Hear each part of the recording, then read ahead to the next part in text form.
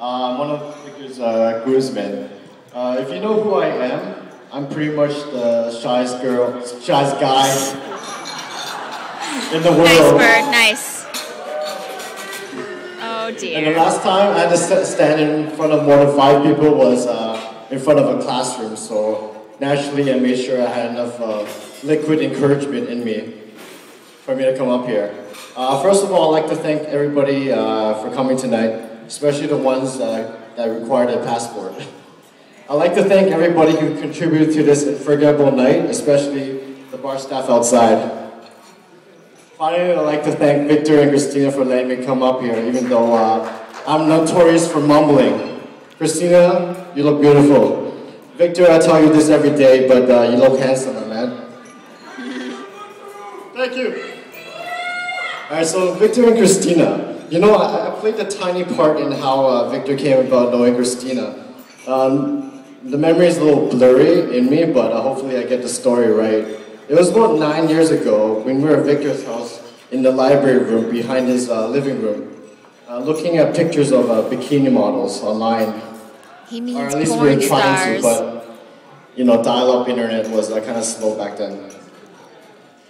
We somehow started talking about real-life girls, and he must have seen Christina before because he started asking me for her ICQ number. And which I knew because I used to go to Chinese school on Saturday with Christina.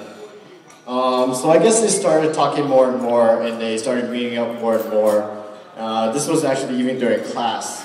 So I remember we had to dissect a pig in grade 11 biology. But I had to do it on my own because Victor kept skipping class to go see Christina. Victor might have a lovely wife now, but who knows how to dissect a pig and name all his vital organs. I guess I should just talk about how Victor and I met. This was on the first day of grade 7. We were still attached to our mothers at that time. So we were all staying in front of the school behind our mothers. So my mother somehow knew Victor's mother, probably through Mahjong or something. My mom was like, "Why? So I walked over to Victor, who was this really skinny kid. This was obviously a long time ago because Victor was still skinny and I was still Humpty Dumpty. So I told Victor, I was like, "Yo, my mom told me to be friends with you," and he was like, "Cool." So that's how our friendship began. Victor likes to tell the story a lot, but throughout our whirlwind years of 16 to 19, Victor and I got into a fair amount of trouble. And he was soon known as Gozege by my mom. And she would question my friendship with Victor. But whenever she did, I would say, "Hey, you're the one who told me to be friends with him in grade 7.